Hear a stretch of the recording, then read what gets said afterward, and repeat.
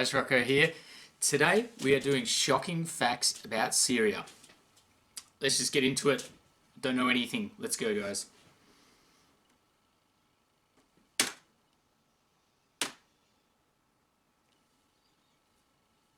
It's happening.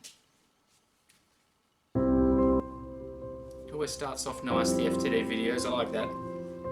Let's scroll. As humanity has advanced through the ages, the vast world as we know has become smaller through the means of us connecting with one another. And within those means, we are able to understand many different people's opinions and thoughts and see the true connection between us all, while giving us a great foundation for what it means to truly be human.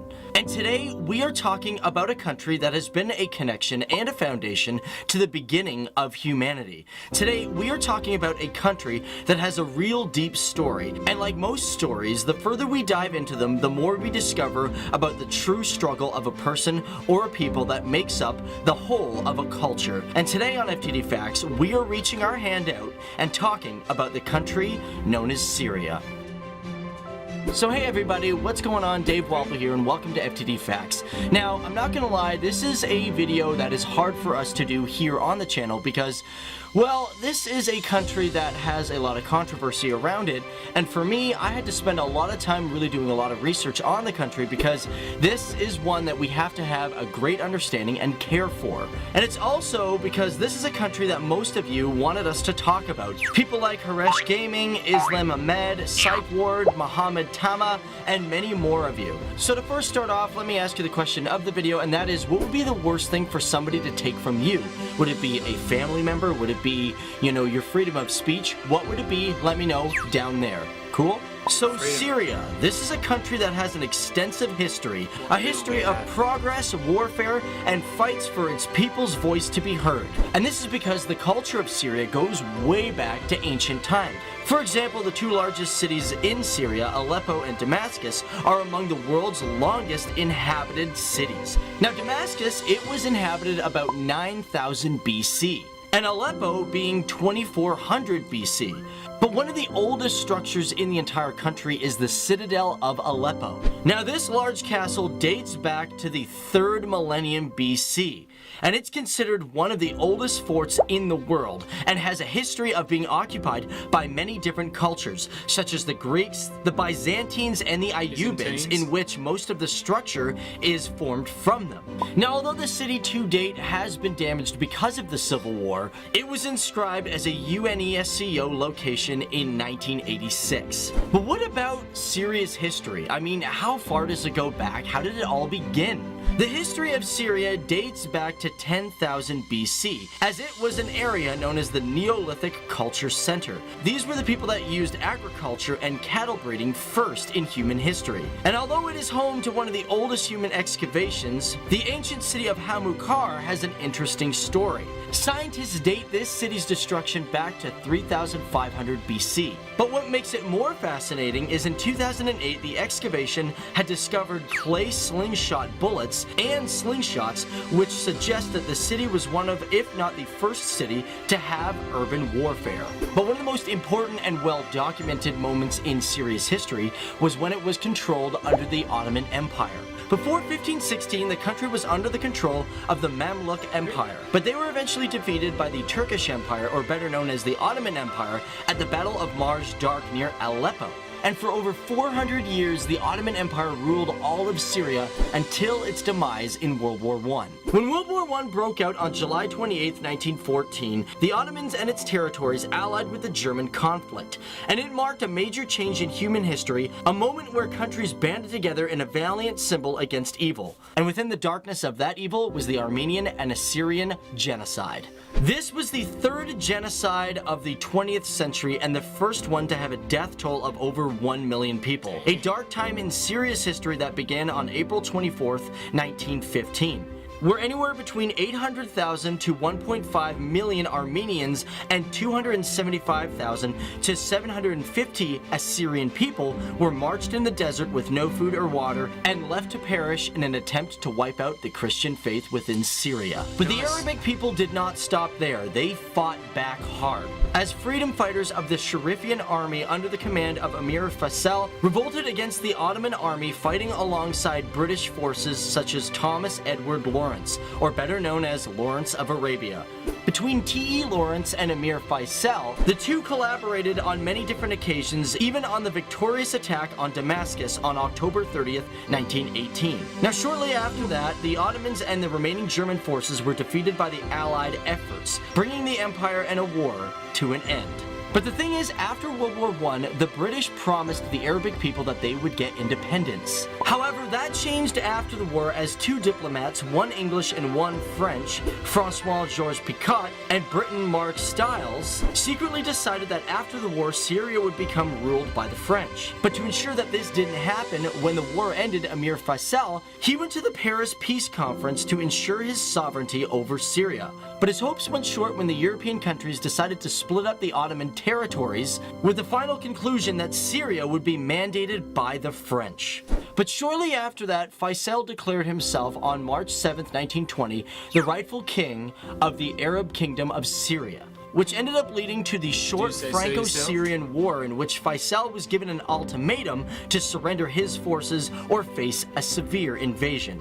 And although he complied with it, his defense minister, Yusuf al-Azma, ignored the king's request, and instead he took his own small army to Mycenae, where he faced the French, where he was eventually surrounded and defeated by French forces and tanks.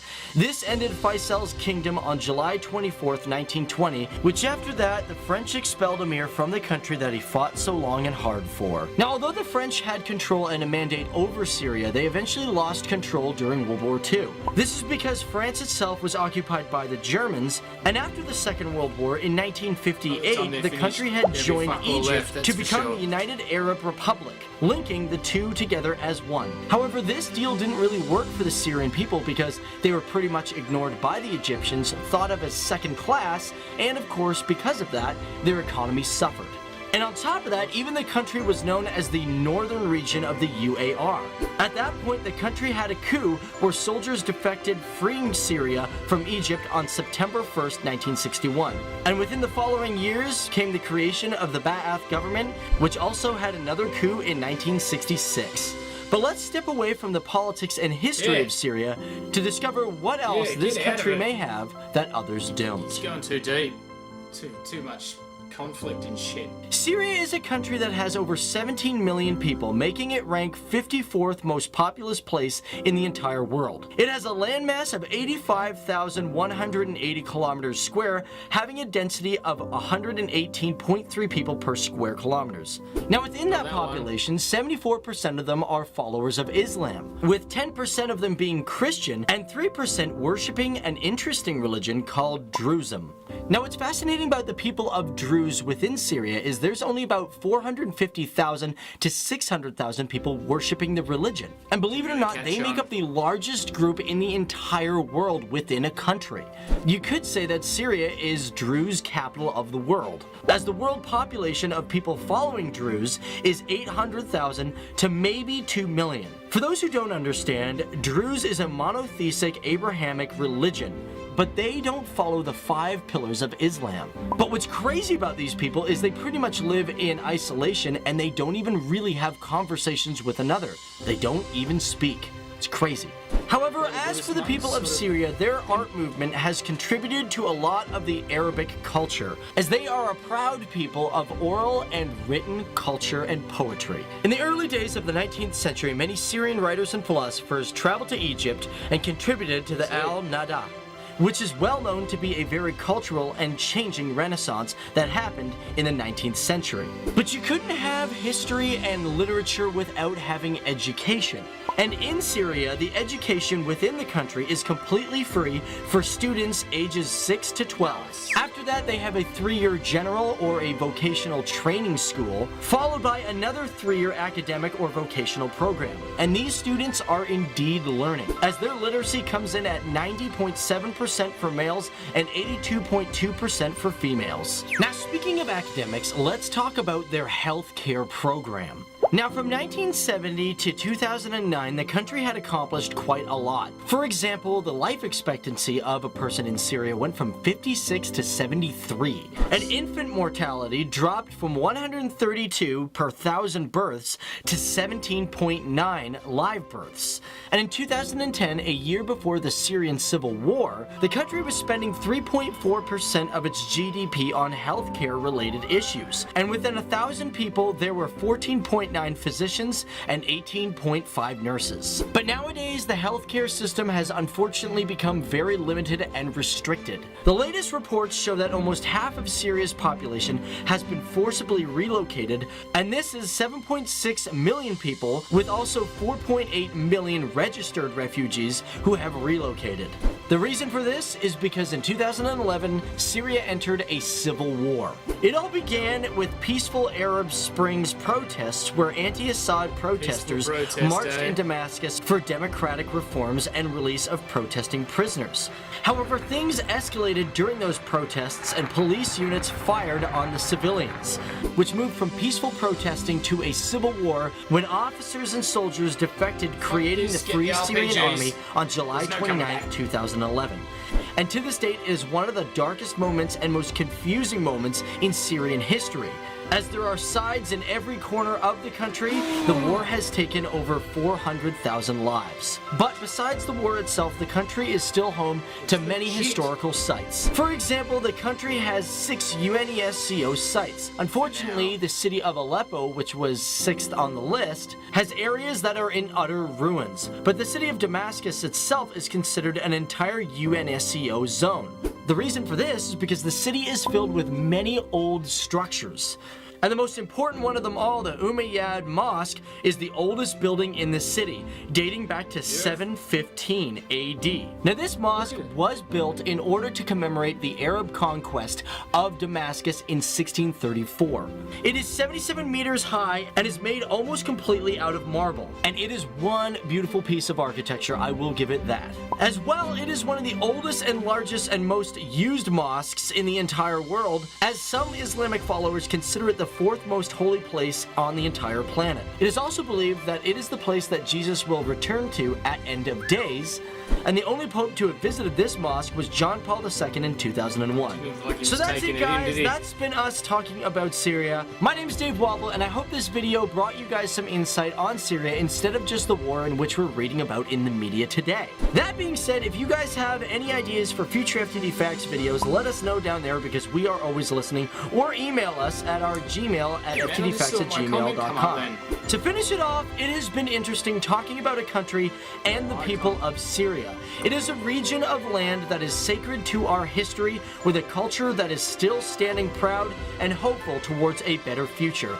This is the country of Syria, a place where the sun always rises from its Middle East and its people stand firm and strong against the burning struggles of life. Getting kids off the street. No protesting. Too young for that shit. That's where it's going wrong. Alright, yeah. It's just, yeah, what can you say? By the time, like I said, they get it sorted out, there'll be nothing left to be the king of whoever's trying for that. It's like, yeah, that oldest building and all that rubble and stuff. Oh. Guys, all I can say is you just got to be damn thankful for what you have when you see places like that around the world, you know? Just, yeah. Enjoy life. Whew. There's always someone else out there who's got it worse than you.